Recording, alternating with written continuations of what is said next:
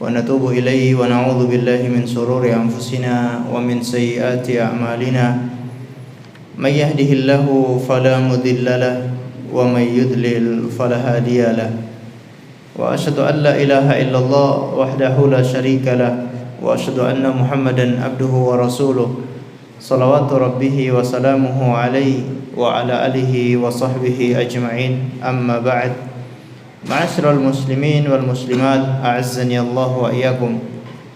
Marilah kita terus bersyukur kepada Allah Azza wa Jalla karena pada kesempatan malam yang berbahagia ini kita kembali diberi kekuatan, kesempatan, taufik dan hidayah sehingga kita bisa menghadiri pengajian ini. Semoga Allah Azza wa Jalla berkenan memberikan untuk kita semuanya ilmu yang bermanfaat sehingga bisa kita amalkan sebagai bekal untuk menghadap kepada Allah Jalla wa Ala. Amin ya rabbal alamin. Salawat dan taslim semoga tetap tercurahkan kepada junjungan kita Nabi besar Muhammad sallallahu alaihi wasallam, kepada seluruh keluarganya, para sahabatnya dan umatnya yang setia mengikuti tuntunannya sampai hari kiamat.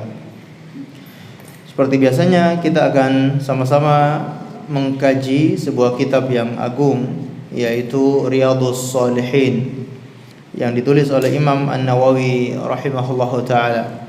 Dan kita masih membahas bab yang pertama, yakni menghadirkan niat, ikhlas dan menghadirkan niat dalam segala perbuatan maupun ucapan.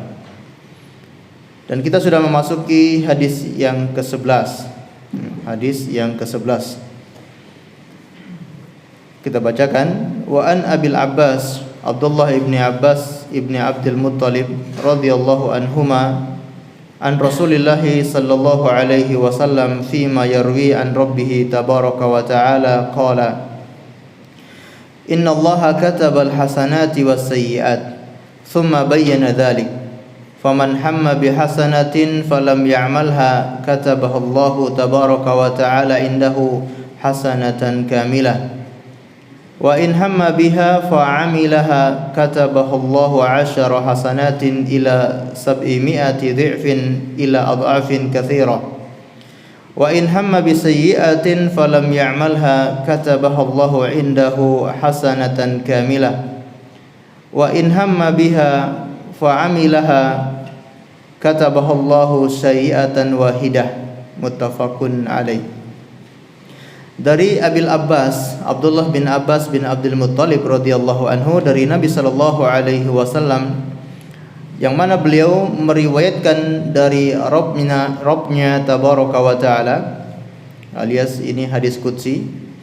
Allah Subhanahu wa taala berfirman, "Innallaha katabal hasanati was sayyiat." Sesungguhnya Allah Subhanahu wa taala telah mencatat kebaikan dan keburukan.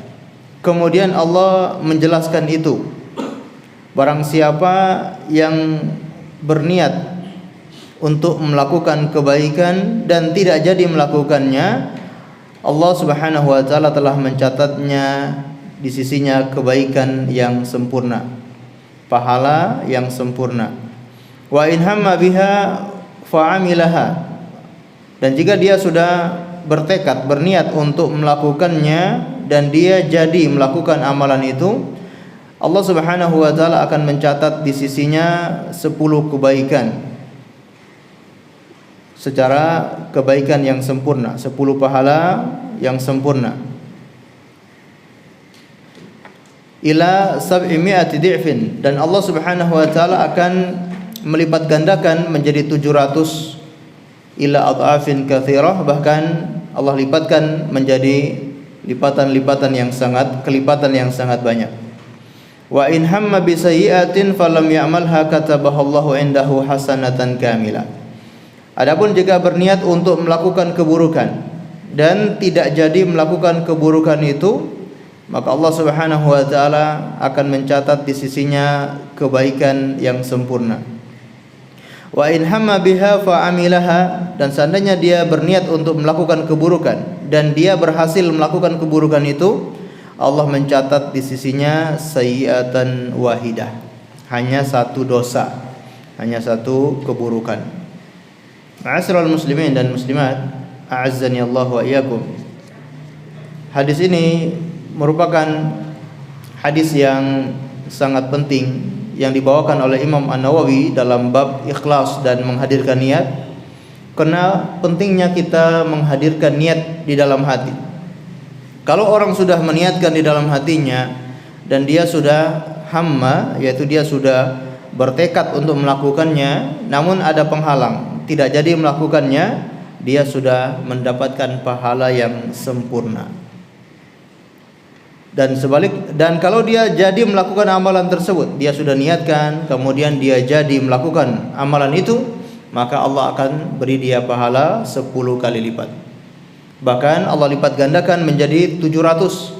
Bahkan tidak hanya 700, dilipat gandakan lagi menjadi kelipatan yang sangat banyak. Sebaliknya, ketika ada seorang yang bertekad untuk melakukan keburukan, namun dia tidak jadi melakukan keburukan tersebut, maka dia mendapatkan satu kebaikan karena tidak jadi melakukan keburukan. Namun kalau dia berniat untuk melakukan keburukan lalu berhasil melakukan keburukan itu, dia hanya dicatat berapa dosa? 1 dosa saja. Masya Allah, ini betapa pemurahnya Allah Subhanahu wa ta'ala. Allah membalas kebaikan itu berlipat-lipat. Tapi kalau giliran untuk dosa, Allah hanya sesuai dengan dosa hamba itu. 1 dosa maka dibalas dengan 1 dosa, 2 dosa dibalas dengan 2 dosa, dan begitu seterusnya. Tapi kalau kebaikan minimal 10. 1 kebaikan balasan minimalnya 10 kali lipat. Dan Allah lipat gandakan menjadi 700, ya, bahkan dengan kelipatan yang sangat banyak. Jadi ini pentingnya seseorang itu selalu meniatkan di dalam hatinya untuk selalu beramal soleh. Walaupun seandainya dia tidak bisa melakukan amal soleh tersebut karena ada penghalang, maka dia sudah dikasih ganjaran karena niatnya tersebut. Kenapa dikasih ganjaran? Karena niat itu adalah wasilah untuk kebaikan. Dia niat melakukan kebaikan, berarti niat itu menjadi wasilah untuk kebaikan. Maka wasilah kepada kebaikan itu sudah mendapatkan pahala. Sebagaimana kaidah yang sering disebutkan oleh para ulama, al-wasailu laha ahkamul maqasid. Namanya wasilah, hukumnya sama dengan tujuannya. Kalau niatnya untuk ibadah, berarti tujuan dia untuk ibadah, maka niatnya itu sudah mendapatkan pahala. Ma'asyiral muslimin dan muslimat, a'azzani Allah wa iyyakum. Oleh karena itu, kalau ternyata ada manusia yang ketika di hari kiamat ditimbang amalannya, ternyata lebih banyak, lebih berat amalan keburukannya daripada amalan kebaikannya, berarti ini orang yang sangat rugi. Orang yang sangat rugi. Kenapa? Allah Subhanahu wa ta'ala sangat baik kepada manusia, kepada hamba-hambanya. Kalau melakukan kebaikan dilipat gandakan.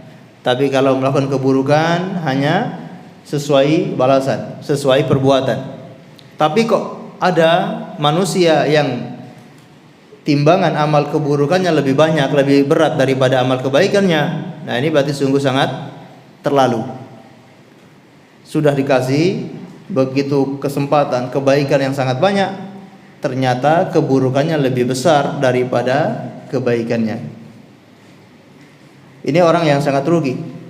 Karena Allah Subhanahu wa ta'ala sudah memberikan kesempatan kita untuk beramal dan akan dilipat gandakan, tapi dia tidak mau beramal sehingga keburukannya itu lebih banyak daripada kebaikannya.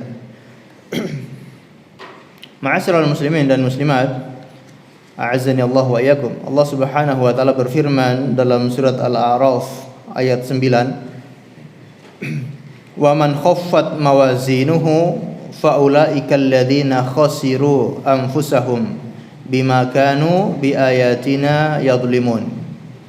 Dan barang siapa yang khaffat mawazinuhu, ringan timbangan amal kebaikannya, faulaikal ladzina khasiru anfusahum, Mereka itulah orang-orang yang rugi, ya, merugikan dirinya sendiri, mencelakakan dirinya sendiri. Bima kanu bi ayatina yadlimun, dengan ayat-ayat kami mereka berbuat zalim. Artinya tidak mengambil pelajaran dari ayat-ayat yang disampaikan oleh Allah Subhanahu wa taala. Dan hadis ini didukung oleh ayat-ayat dalam Al-Quran yang mana Allah menyebutkan barang siapa yang melakukan kebaikan akan dilipat gandakan menjadi kelipatan-kelipatan yang sangat banyak. Kita lihat dalam surat Al-An'am ayat 160, man jaa bil hasanati falahu asyru amsalihha wa man jaa bis sayyiati fala yujza illa mithlaha wa hum la yudlamun.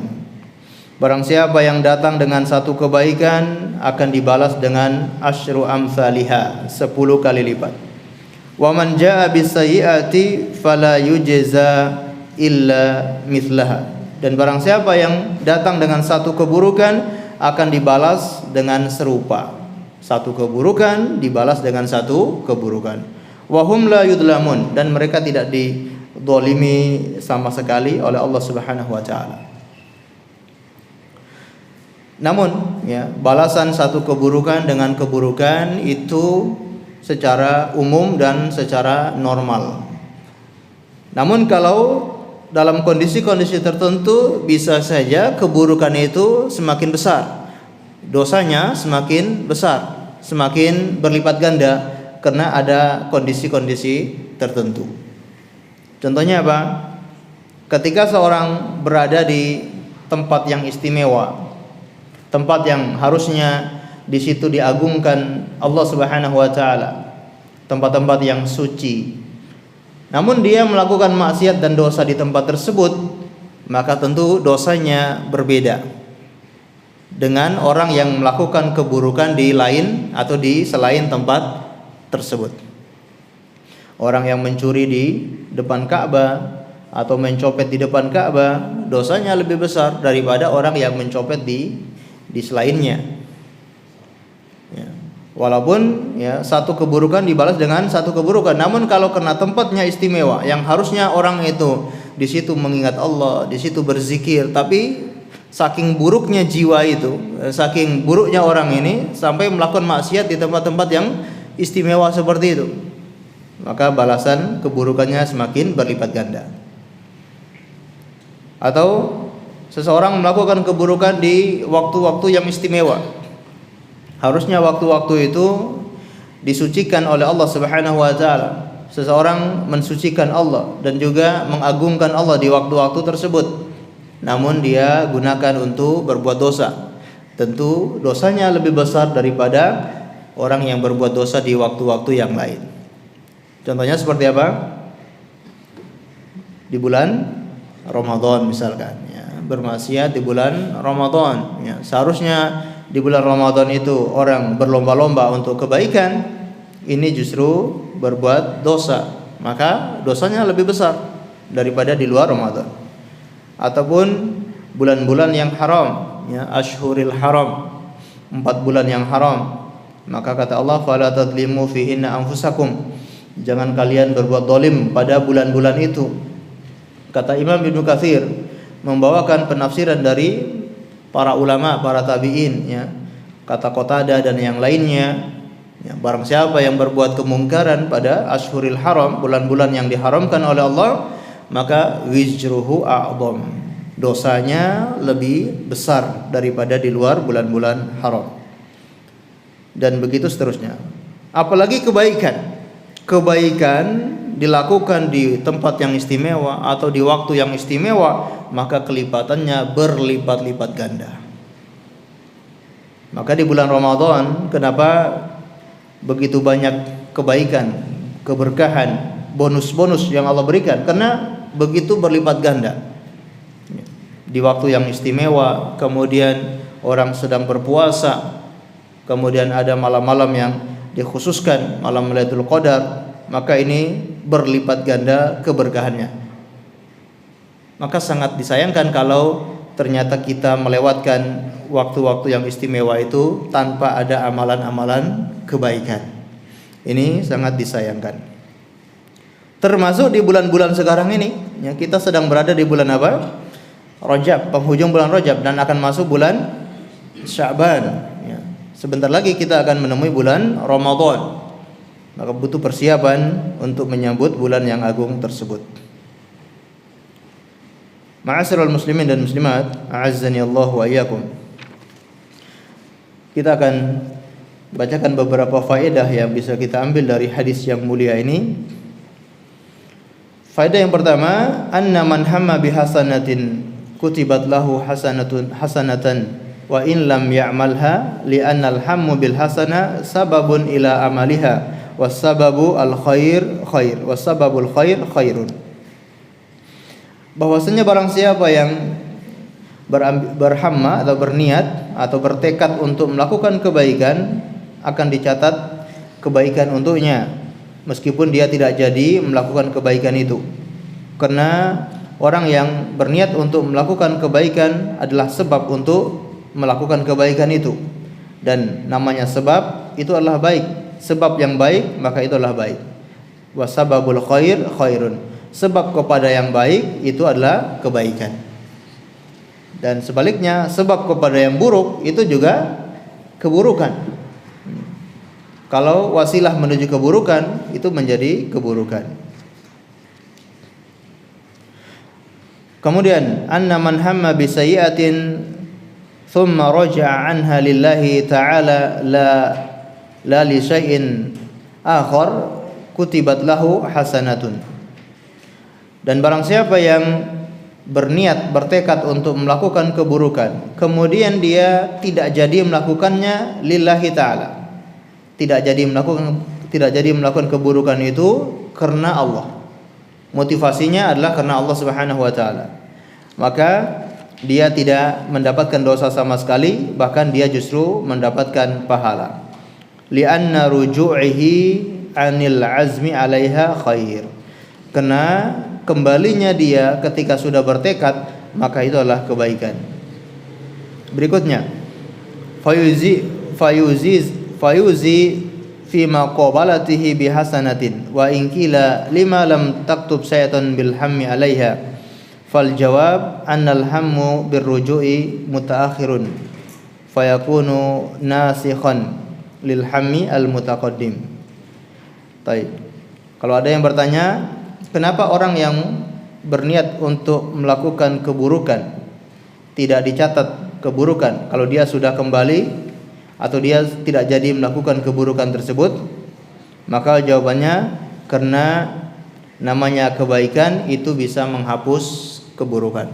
Dia kembali kepada kebaikan, tidak jadi melakukan keburukan, itu adalah kebaikan. Jadi dia awalnya berniat untuk keburukan, kemudian akhirnya tidak jadi melakukannya, maka tidak jadi melakukan itu adalah kebaikan. Nggak jadi melakukan keburukan itu adalah kebaikan, maka kebaikan ini sudah menghapus keburukan yang niatnya tadi. Kata Allah Subhanahu wa ta'ala, innal hasanati yudhibnas sayyi'at. Sesungguhnya kebaikan itu akan menghilangkan keburukan atau akan menghapus keburukan. Ma'asyiral muslimin dan muslimat, a'azzani Allah wa iyyakum. Sekali lagi, ini adalah pentingnya seseorang selalu berniat untuk melakukan amalan. Walaupun seandainya tidak jadi melakukan amalan itu, dia sudah mendapatkan pahala yang sempurna. Kalau dia jadi melakukannya, maka pahalanya berlipat ganda. Bahkan kelipatannya tidak bisa dihitung, sampai tidak bisa dihitung. Sebagaimana pahala orang-orang yang bersabar itu tidak ada batasannya. Kata Allah Subhanahu wa ta'ala, innama yuwaffas sabiruna ajrahum bighairi hisab. Sesungguhnya kami beri balasan orang-orang yang bersabar itu bighairi hisab, tanpa ada hitungan. Sudah enggak bisa dihitung saking banyaknya balasan bagi mereka. Kemudian ma'asyiral muslimin dan muslimat, a'azzani Allah wa iyyakum. Hadis yang berikutnya, yaitu hadis yang terakhir, di bab yang pertama ini, bab tentang niat, hadis yang cukup panjang ya. Insyaallah kita bacakan. Wa an Abi Abdurrahman Abdullah ibn Umar ibn Khattab radhiyallahu anhuma qala. Dari Abi Abdurrahman Abdullah bin Umar, anaknya Umar bin Khattab radhiyallahu anhuma berkata, sami'tu Rasulullah sallallahu alaihi wasallam yaqul. Aku pernah mendengar Rasulullah sallallahu alaihi wasallam bersabda, intalaqa thalathatu nafarin mimman kana qablakum hatta awahumul mabitu ila ghari fadakhalu. Ada 3 orang dari umat-umat sebelum kalian yang melakukan perjalanan. Sampailah mereka untuk menginap, ya, maka mereka masuk ke dalam sebuah gua, ya, sampai waktunya mereka untuk istirahat, untuk menginap, lalu mereka masuk ke dalam sebuah gua. Fanhadarat sahratun minal jabali fasaddat alaihimul ghar. Ketika mereka sudah di dalam gua itu, batu besar itu jatuhlah batu besar dari tebing, kemudian menutup mulut gua tersebut. Faqalu innahu la yunjikum min hadhihi as-sakhra illa an tad'ullaha bi salihi a'malikum. Maka mereka saling berkata, sesungguhnya tidak ada yang bisa menyelamatkan kalian dari batu besar ini kecuali kalian berdoa kepada Allah dengan menyebutkan amalan-amalan soleh kalian.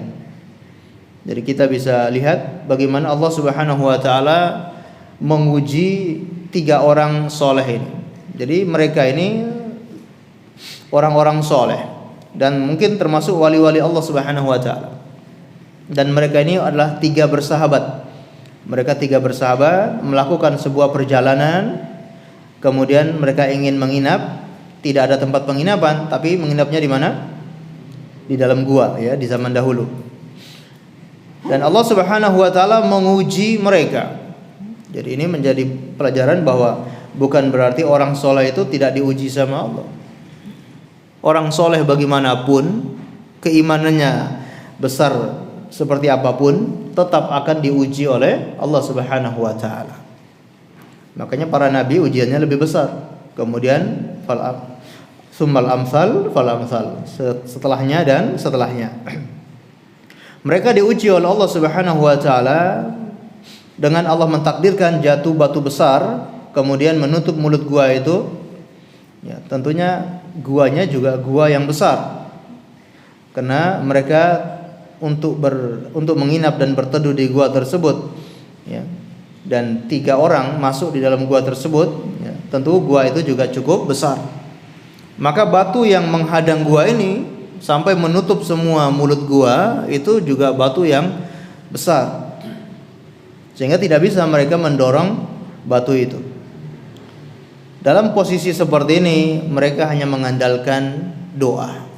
Mereka sudah tidak punya pertolongan apapun kecuali dari Allah Subhanahu wa taala.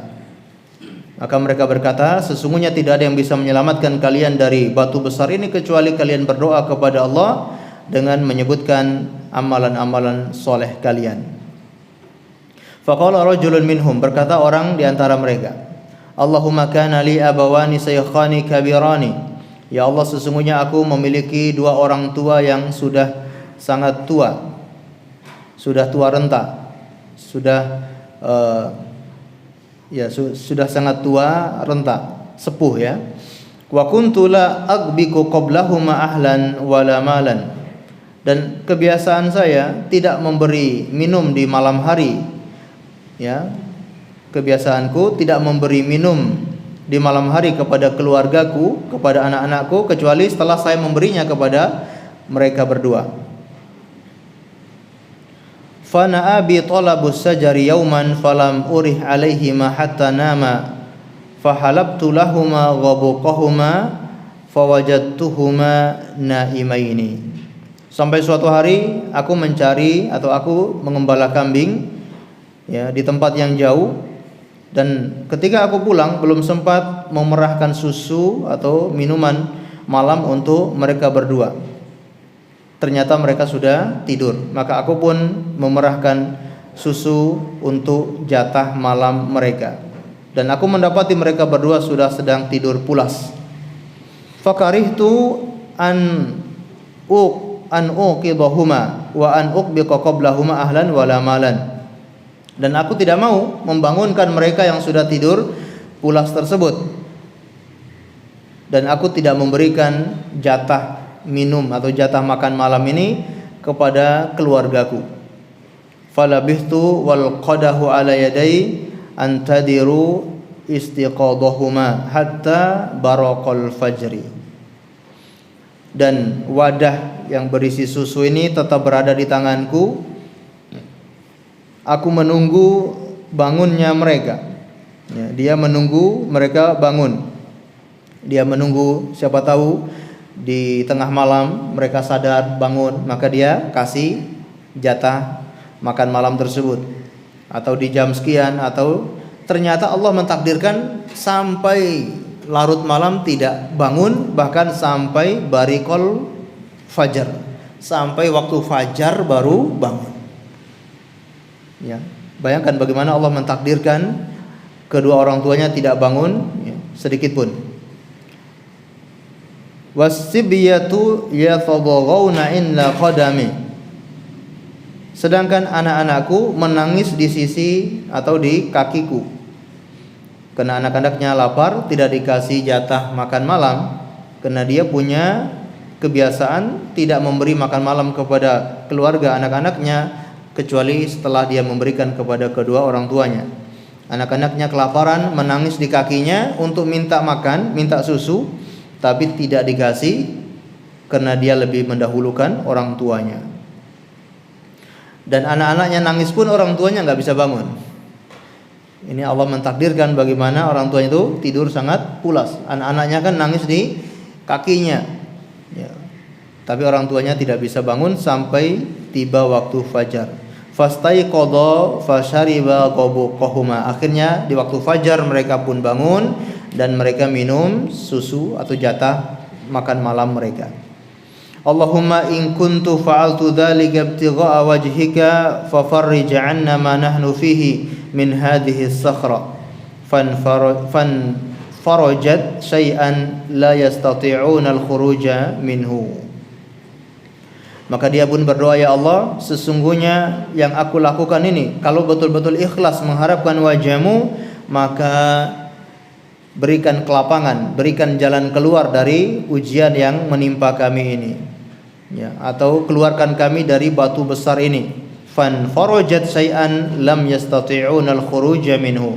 Batu besar itu pun bergeser sedikit dan mereka belum bisa keluar dari gua tersebut.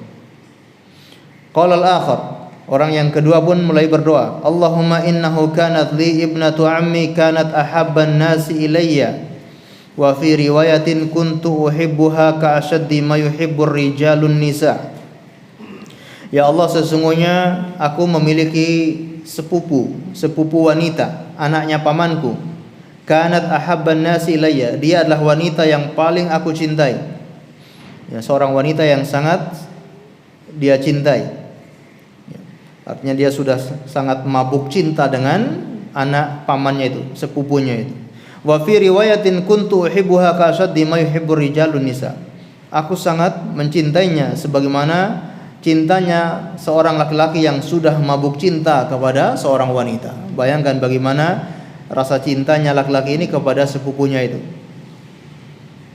Fa aradtuha ala nafsiha, dan aku pun ingin dan aku pun merayunya ya.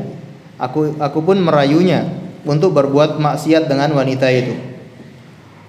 Famna'at minni, dan dia pun tidak mau atau menolak ajakan saya, menolak rayuan saya.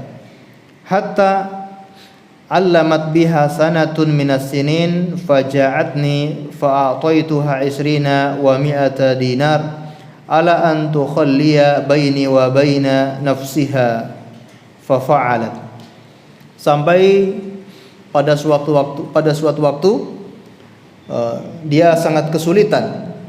Pada suatu waktu dia sangat mengalami kesulitan, ya. Mungkin tidak punya makanan, tidak punya apapun di rumahnya untuk dimakan, keluarganya tidak punya apa-apa, sangat mengalami kesulitan.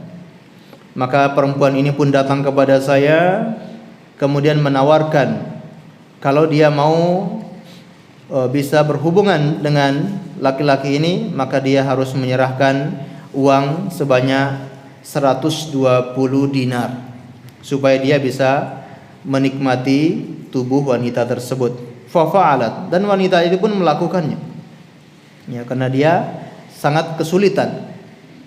Hatta idza qadartu 'alaiha wa fi riwayatin falamma qa'adtu baina rijlaiha qalat ittaqillaha wa la tafuddal khatama illa bihaqqihi. Sampai aku sudah mampu atau sudah menguasainya. Dalam riwayat disebutkan ketika aku sudah menduduki kakinya, alias ini bagaimana orang yang sudah di puncaknya syahwat, dia sudah pengen melakukan zina dan sudah tinggal, ya, sedikit lagi untuk melakukan zina. Jadi sudah dibayangkan ini, orang ini sudah berada di kakinya. Maka wanita ini tiba-tiba berkata, ittaqillaha, ya, bertakwalah kepada Allah dan jangan engkau membuka cincin, maksudnya adalah keperawanan, kecuali dengan hak, kecuali dengan cara yang halal. Fansaraftu anha wa hiya ahabbun nasi ilayya. Aku pun langsung berpaling dari wanita itu, tidak jadi berzina dengan wanita itu, padahal dia adalah wanita yang paling saya cintai. Wa taraktu dhahaba alladhi a'taituha, dan aku pun meninggalkan harta emas atau uang yang saya berikan kepadanya, saya tinggalkan cuma-cuma. Allahumma in kuntu fa'altu dzalika ibtigha'a wajhika fafruj 'anna ma nahnu fiha. Ya Allah, seandainya yang saya lakukan itu betul-betul ikhlas karena mengharapkan wajah-Mu, maka keluarkan dari kesulitan yang kami hadapi, keluarkan kami dari batu besar ini. Ghaira fanfarajatis sakhratu ghaira annahum la yastati'unal khuruja minha. Batu pun bergeser sedikit, namun mereka belum bisa keluar dari gua tersebut. Wa qala tsalits, kemudian orang yang ketiga pun berdoa, Allahumma istajartu ujra'a wa ataituhum ajrahum ghaira rajulin wahidin taraka alladhi lahu wa dhahaba. Ya Allah, sesungguhnya aku telah mempekerjakan para karyawan, kemudian aku telah memberikan gaji atau upah mereka semuanya, kecuali satu orang yang dia meninggalkan upahnya pergi begitu saja. Fathammartu ajrahu hatta kathurat minhul amwal.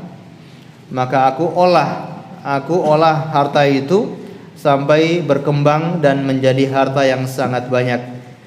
Faja'ani ba'da hin, kemudian sekian lama dia pun datang menemuiku.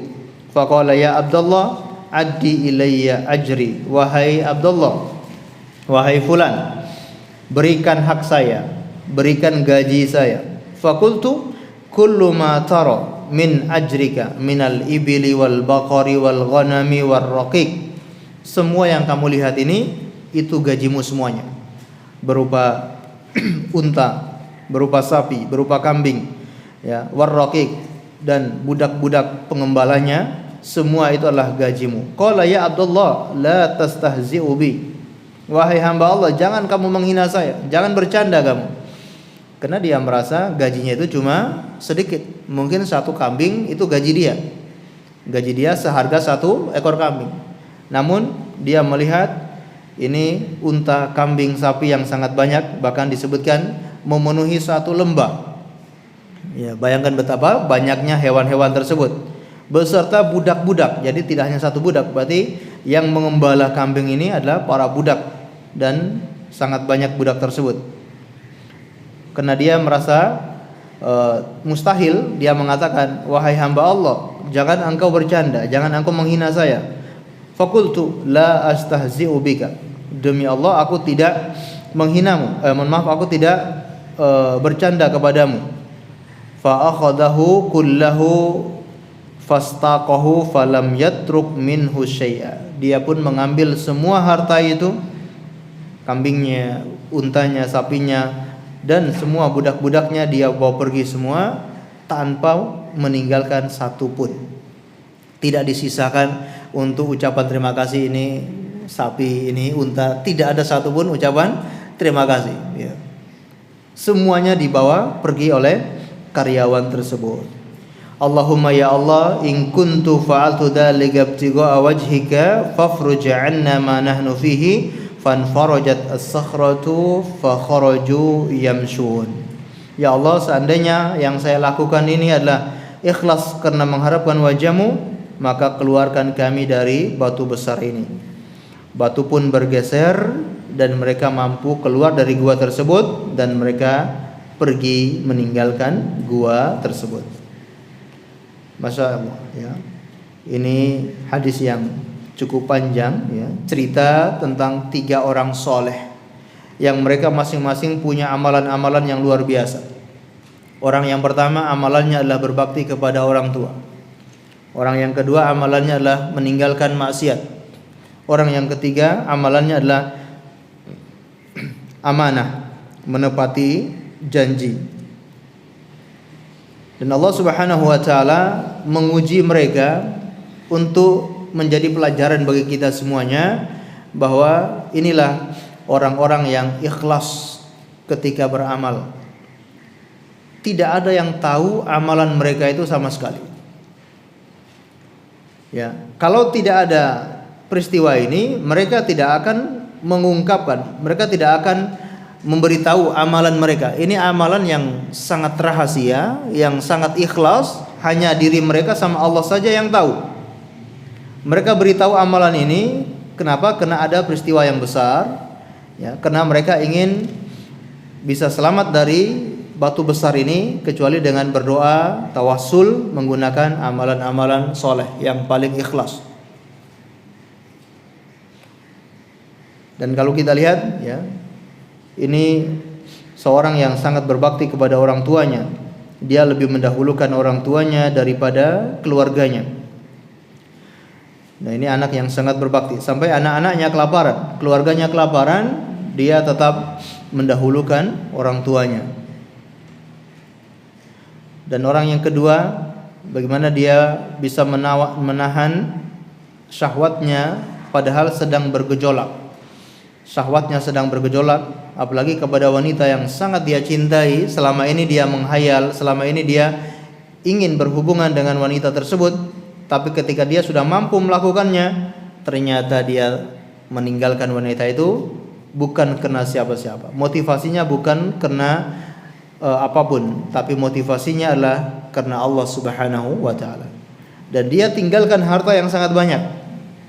120 dinar. Ya, 120 dinar.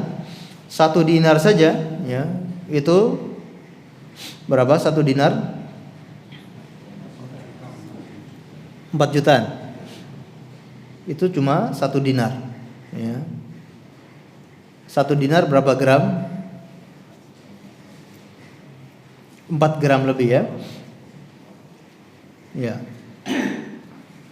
Jadi 120 dinar itu sekitar setengah kilo, ya, setengah kilo keping emas. Ya, nilainya berapa kalau setengah kilo, ya? Mungkin 700-an, ya, 700-an juta kalau dirupiahkan.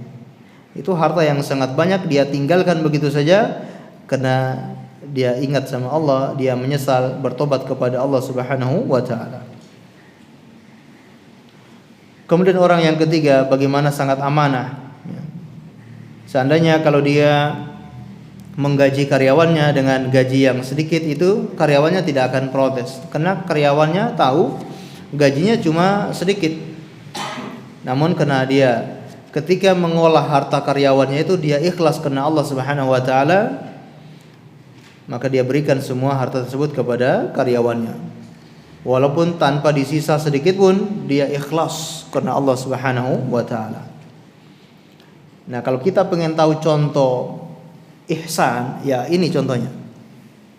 Kalau kita tahu dalam agama itu tingkatannya ada Islam, ada iman, dan yang paling tinggi adalah ihsan. Ya, contoh ihsan seperti apa, ya ini? Mereka itu ketika bermuamalah sudah bukan bermuamalah dengan manusia, tapi bermuamalahnya itu dengan Allah Subhanahu wa taala. Makna ihsan itu apa? An ta'budallaha ka'annaka tarahu, fa illam takun tarahu fa innahu yaraka. Engkau beribadah kepada Allah seakan-akan engkau melihat Allah. Dan jika engkau tidak melihat Allah, pasti Allah akan melihatmu. Engkau beribadah kepada Allah seakan-akan engkau melihat Allah. Jadi mereka bermuamalah dengan manusia seakan-akan dia sedang bermuamalah dengan Allah. Ketika dia berbakti kepada orang tuanya, itu bukan karena orang tuanya marah kalau dia tidak berbakti, atau bukan karena orang tuanya atau karena dia dia disetir sama orang tuanya, bukan karena itu. Tapi dia bermuamalah dengan orang tuanya tulus karena dia anggap dia sedang bermuamalah dengan Allah Subhanahu wa taala. Seandainya dia tidak lakukan seperti itu pun, ya, orang tuanya tidak masalah. Orang tuanya tidak menuntut dia harus seperti itu kepada mereka, ya. Ini kita di zaman sekarang orang tuanya justru yang menuntut, kamu tuh harus begini-begini, ya. Nah, ini kesadaran sendiri karena ihsan yang ada dalam dirinya, dia perlakukan orang tuanya itu dengan sangat baik, dan itu dia sedang bermuamalah dengan Allah Subhanahu wa taala. Orang yang kedua juga sama, dia meninggalkan dosa itu, meninggalkan zina itu bukan karena wanita tersebut, ya, atau bukan karena ada orang yang melihat, atau bukan karena takut ada masalah apa, tidak. Karena dia ketika dikatakan ittaqillah, bertakwalah kepada Allah, seakan-akan dia melihat Allah Subhanahu wa taala. Maka dia tinggalkan maksiat tersebut seketika itu. Dan orang yang ketiga ini, dia bermuamalah dengan manusia, tidak ada yang tahu, ya. Dia olah, dia kembangkan harta karyawannya ini, karyawannya tidak ada tahu, tidak ada materai, tidak ada hitam di atas putih, tidak ada di bawah ke mana pencatatan itu, ya harus catat sekian persen untuk karyawan, sekian persen untuk yang mengembangkan, ya, notaris, ya, ya, tidak dicatat ke notaris, tidak ada yang tahu. Dia dengan dirinya inisiatif, karena Allah Subhanahu wa taala dia kembangkan harta karyawan itu dan berhasil menjadi besar, miliaran, ya, harta yang sangat banyak. Ini kan godaannya besar, harta yang sangat banyak ini, ya, sebagian orang mungkin awalnya niat pengen untuk karyawannya, tapi begitu lihat hartanya sudah banyak, wah, itu bisa lain. Tapi dia tetap menjaga amanah itu karena dia sedang bermuamalah dengan Allah Subhanahu wa taala. Dan pelajaran yang sangat berharga di sini adalah pentingnya ikhlas. Ya, pentingnya ikhlas. Di saat kondisi-kondisi yang genting, yang menolong kita itu adalah ikhlas. Bayangkan di kondisi yang sangat genting seperti ini, kalau salah satu saja dari mereka tidak punya amalan yang ikhlas, kira-kira mereka bisa keluar atau tidak? Gak bisa keluar mereka. Ini kalau salah satunya aja yang tidak ikhlas, mereka gak akan keluar.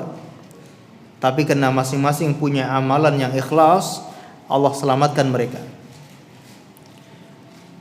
Bayangkan seandainya kita di saat kondisi yang genting, kira-kira mana kondisi yang paling genting itu? Kira-kira ketika di mana? Ya, di hari kiamat. Kondisi yang sangat genting bagi kita semua adalah ketika di hari kiamat. Bayangkan ketika itu kalau kita nggak punya amalan yang ikhlas, apakah kita bisa selamat ketika itu? Dan seandainya di posisi yang sangat genting itu di hari kiamat, masing-masing orang hanya mementingkan dirinya sendiri, semua bertanggung jawab untuk dirinya sendiri, dan kita punya amalan yang ikhlas, maka akan diselamatkan oleh Allah Subhanahu wa taala.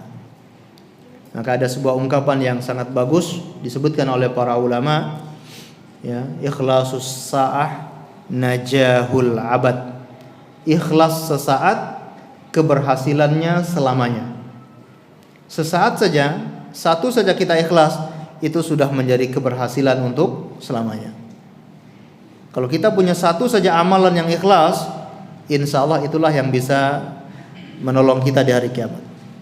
Berbeda dengan kita punya ribuan amalan, kita punya amalan yang besar, tapi tidak ada yang ikhlas, tidak ada artinya di hadapan Allah Subhanahu wa taala.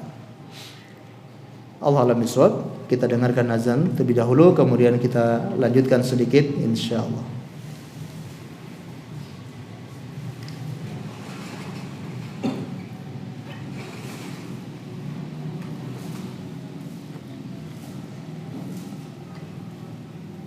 Allahu Akbar,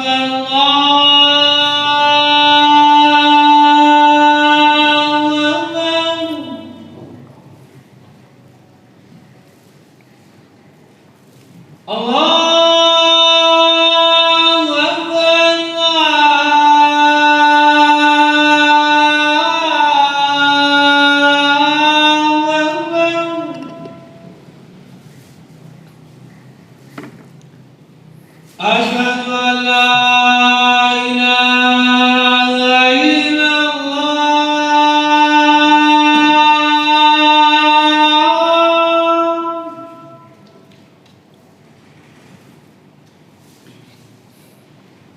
Asyhadu an la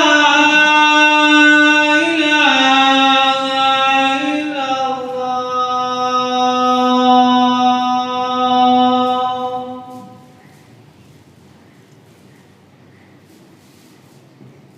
Asyhadu anna Muhammadan Rasulullah.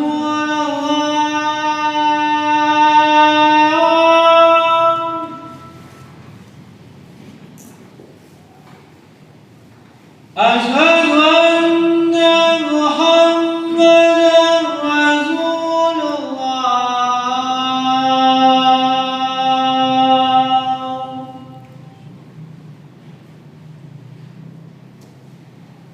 Hayya 'alas salah.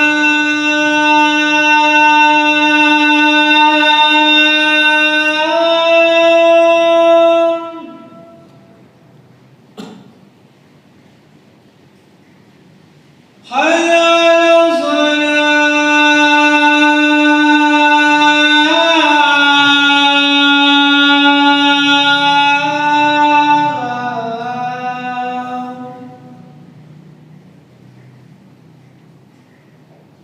Hayya 'alal falah.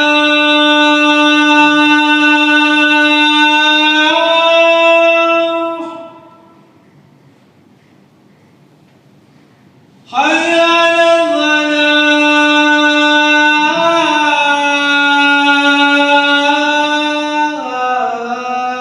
falah.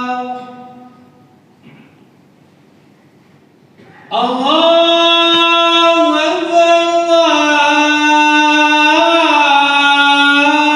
Akbar, Allahu Akbar.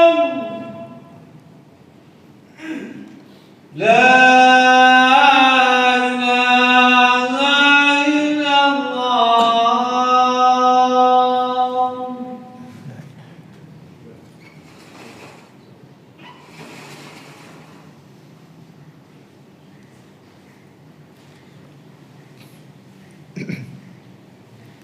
Ma'asyiral muslimin wal muslimat, a'azzani Allah wa iyyakum. Beberapa faedah yang bisa kita ambil dari hadis yang mulia ini. Istihbabud du'a waqtal karbi wa ghairihi. Dianjurkan atau disukai untuk berdoa ketika waktu sulit atau sedang dalam kesulitan dan yang lainnya. Wa tawassul ila Allah taala bi salihi al-amal, dan disunahkan untuk bertawassul kepada Allah dengan amalan-amalan soleh. Sebagaimana kita lihat, 3 orang ini mereka bertawassul kepada Allah dengan amalan soleh, menjadikan wasilah untuk berdoa kepada Allah dengan amalan-amalan soleh. Dan ini dibolehkan, ya. Tawassul yang dibolehkan ada 3. Yang pertama tawassul dengan amal soleh. Yang kedua tawassul dengan asmaul husna, menyebut nama-nama Allah, ya. Ya Allah yang Maha Penyayang, ya Allah yang Maha Pengasih, kasihani kami, kasihani saya. Ya Allah yang Maha Pemberi rizki, beri saya rizki. Nah, ini dia bertawasul dengan nama Allah. Kemudian tawasul dengan doa orang soleh yang masih hidup. Nah, ini yang dibolehkan. Selain daripada itu, maka tidak dibolehkan, ya, hukumnya haram dan bisa menyeret kepada kesyirikan dan bisa termasuk syirik kecil, ya, dan bisa juga menyeret kepada syirik besar, ya. Maka jangan bertawasul, ya, kepada selain yang dibolehkan. Apakah tawasul dengan kedudukan orang-orang soleh, dengan menyebut nama-nama orang-orang soleh, termasuk kepada Rasulullah pun kita hindari tidak bertawasul dengan Rasulullah SAW ketika sudah meninggal dunia. Tapi kalau masih hidup, orang-orang soleh yang masih hidup, tidak masalah kita bertawasul dengan doanya mereka, ya, minta tolong untuk didoakan. Namun yang lebih afdal adalah kita kalau berdoa sendiri. Jangan minta orang lain untuk mendoakan kita, tapi kitalah yang berdoa sendiri. Itu yang lebih disukai oleh Allah Subhanahu wa taala. Walaupun hukumnya boleh, kita minta doa kepada orang, ini hukumnya boleh. Dan untuk bertawasul dengan amal soleh, ya, tentunya kita punya amalan-amalan soleh, maka bisa kita gunakan untuk bertawasul kepada Allah. Kira-kira punya amalan soleh atau tidak? Ya, salat 5 waktu itu amalan soleh. Ya Allah, saya sudah salat 5 waktu, ampuni saya. Ya Allah, saya sudah puasa Ramadan. Bahkan iman yang kita yakini, percaya kepada Allah, iman itulah amal soleh, bisa kita gunakan untuk tawasul. Kalau kita lihat dalam Al-Quran, orang-orang yang beriman itu tawasulnya dengan keimanan. Rabbana innana sami'na munadiyan yunadi lil iman an aminu birabbikum fa amanna. Wahai Rabb kami, sesungguhnya kami telah mendengar sebuah seruan yang mengajak kami untuk iman, yang mengajak kami untuk beriman. An aminu bi rabbikum, agar kami beriman kepada Tuhan kalian. Fa amanna, kami sudah beriman ya Allah. Kami mendengar seruan dalam Al-Quran, mendengar seruan dalam hadis untuk beriman kepada Allah, kami sekarang beriman. Rabbana faghfir lana dunubana wa kaffir anna sayyiatina wa tawaffana ma'al abrar. Ya Allah, ampuni dosa-dosa kami dan hapus semua kesalahan-kesalahan kami, dan wafatkan kami bersama orang-orang soleh, bersama orang-orang abror, orang-orang yang baik. Nah, ini tawasul, ya, bisa kita gunakan untuk berdoa kepada Allah Subhanahu wa taala. Kemudian berikutnya, fadlu birrul walidain wa fadlu khidmatiha wa itharihima ala siwahuma minal walad waz zawjah. Keutamaan berbakti kepada orang tua dan keutamaan berkhidmat untuk mereka berdua, dan lebih mendahulukan mereka berdua daripada anak dan juga istri. Ya, ini afdaliyah, ya. Walaupun wajibnya itu anak dan istri lebih dulu, ya. Itu karena kewajiban seorang suami untuk menafkahi anak dan istrinya, itu wajib. Nah, sedangkan kedua orang tuanya itu afdaliyah. Nah, kalau dia sudah memenuhi kewajibannya, anak dan istrinya sudah dia penuhi, maka dia berusaha untuk mendahulukan orang tuanya, berbakti kepada orang tuanya selama mereka masih hidup, ya, kesempatan untuk berbakti kepada mereka. Al-haddu 'alal 'afaf 'anil muharramat wa la siyama ba'dal qadri 'alaima wa tarku dzalika lillahi ta'ala khalisan. Anjuran untuk menjaga kehormatan dari hal-hal yang haram, apalagi ketika sudah mampu untuk melakukan hal tersebut, dia tinggalkan karena Allah Subhanahu wa taala dengan ikhlas. Berikutnya, fadlu husnil ahdi wa ada'il amanah was samahati fil muamalah. Keutamaan orang yang menepati janji dan menunaikan amanahnya di dalam bermuamalah. Ini sangat penting, ya. Di zaman sekarang ini sulit kita menemukan orang yang betul-betul sangat amanah, ya. Zaman sekarang banyak orang yang gara-gara harta dia lalaikan amanahnya, dia korbankan amanah yang dia berikan karena gara-gara harta yang sedikit. Istihbabu du'a'i min man tawajjaha lillahi ta'ala bisidqi wa ikhlasi fi syada'id wa la siyama man sabaqa lahu amalus salih. Ya, dianjurkan untuk berdoa kepada Allah dengan menghadapkan hatinya, menghadapkan semua perasaannya kepada Allah Subhanahu wa taala dengan penuh keikhlasan, terutama ketika kondisi-kondisi yang sulit. Ya, kondisi yang sulit, ya jangan kita mencari pertolongan sama siapapun, dahulukan Allah. Sebagian orang ketika sudah sangat sulit, dia cari pertolongan sana sini, ya, telepon saudaranya, telepon orang sini, telepon hubungi orang ini, tapi lupa untuk menghubungi Allah Subhanahu wa taala. Kapan menghubungi Allah? Sudah ketika mentok semuanya, nggak bisa apa-apa, baru datang ke masjid atau di dalam rumah, di dalam kamar, minta mohon kepada Allah dengan menghadapkan hatinya, ya. Dan Allah pun kasih pertolongan, ya. Walaupun dia datang kepada Allah saat-saat terakhir, sudah cari pertolongan ke manusia sana sini nggak dapat pertolongan, baru dia menghadap kepada Allah, itu pun tetap dikasih pertolongan sama Allah Subhanahu wa taala. Seandainya dari awal ketika dapat musibah, dapat kesulitan, langsung dia menghadap kepada Allah, insya Allah, ya, Allah sudah kasih pertolongan sejak awal. Dan seterusnya, Allah alam bisawab. Ini yang bisa kita pelajari pada kesempatan malam hari ini, semoga bisa bermanfaat untuk kita semuanya. Kita akhiri dengan membaca doa kafaratul majlis. Subhanakallahumma bihamdika asyhadu an la ilaha illa anta astaghfiruka wa atubu ilaik. Wa sallallahu ala nabiyyina Muhammadin wa ala alihi washabbihi wasallam. Terima kasih atas segala perhatiannya, mohon maaf atas segala kekurangannya. Assalamualaikum warahmatullahi wabarakatuh.